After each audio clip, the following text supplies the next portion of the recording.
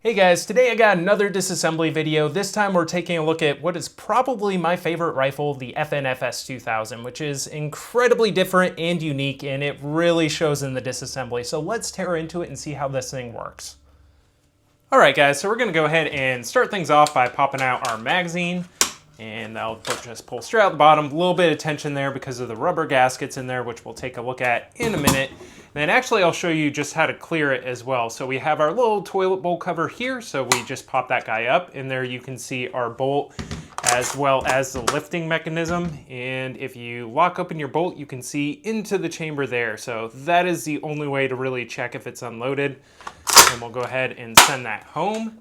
Next step, I'm actually just going to detach my little pressure pad here, and then there's going to be this silver button right in the middle. We press that across, and sometimes it just takes a little bit of force.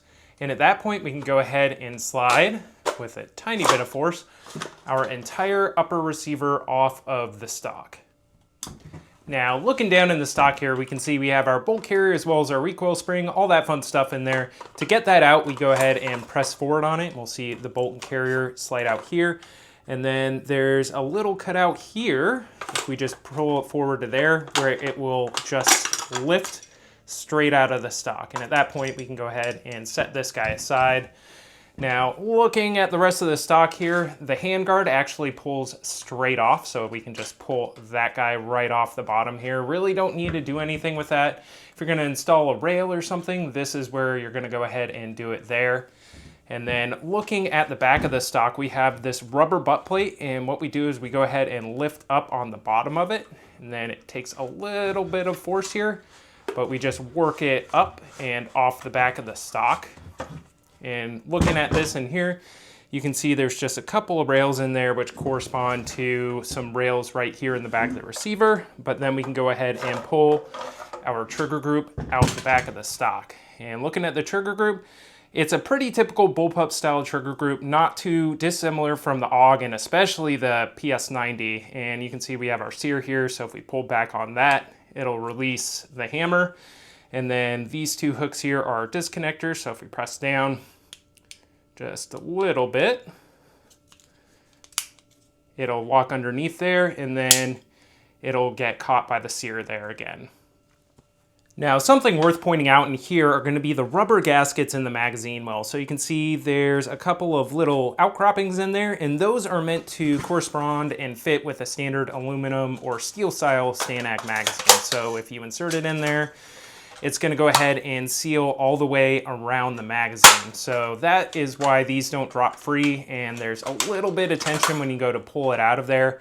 So I can see them in there, and why Magpols, Lancers, other style of magazines won't work in this unless you cut out those rubber gaskets in there, which I definitely don't recommend you do. But you can even see where it seals around the magazine here at this line. So it's a very well sealed system, and that's one of the primary trademarks of this rifle.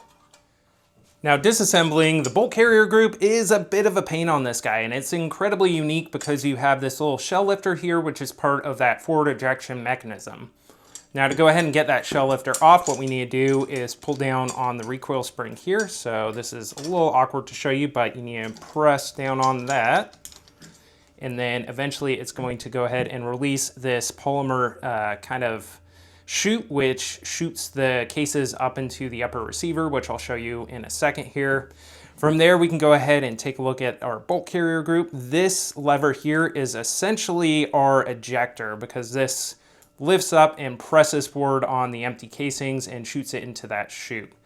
Now, to get our firing pin out, there's a little plate at the bottom of this spring which we need to lift up on, and it's a little difficult to do, but you lift up on that and you can pull the firing spring out the back. Depending on your generation of FS2000, it might also have a firing pin spring around it. Mine does not. And then from here, we need to go ahead and take out our cam pin, which is caught by this ejector rod here. So we need to go ahead, press on the back, and then we can push our bolt in, at which point we can go ahead and rotate the cam pin sideways and then pull it out of the bolt. And here you can just see it's essentially a standard cam pin, but with a cutout in the top for our little ejector here. Now from there, we can just go ahead and pull out the bolt, which is going to be very standard AR-15 style for the most part, and very similar to the FN SCAR for a good reason, because the SCAR is essentially a non-bullpup FS2000 in a lot of ways. So we can go ahead and set that guy aside. And then there is going to be a bolt spring in there, so we can go ahead and just take the firing pin and press that guy out the front. And that's basically all you need to do for the bolt carrier. You can see it's fairly complicated, quite a bit going along, and our recoil spring, we don't remove that from the bolt carrier. And real quick, I'm gonna go ahead and show you reassembly on this guy because it is pretty different. We'll just put our spring in the front of the bolt carrier there, take our bolt, go ahead and put it in there with the extractor facing upward, and that'll go ahead and slide in under this spring, or under this, the ejector here. Then we'll just slightly rotate that till we can see into the cam pin hole there. Drop the cam pin in there, and it sometimes can be a bit awkward, but we'll go ahead, do that, lift up on this while rotating the cam pin, and then it'll go ahead and lock in place there, and you can see how this ejector rod essentially just falls into that little cutout there. Now for the firing pin spring, it's essentially the same as taking it out, so we have the plate here. Go ahead, lift up on that, and then we'll just put the firing pin in the back there, let it drop, and then it's captured in place but not under spring tension.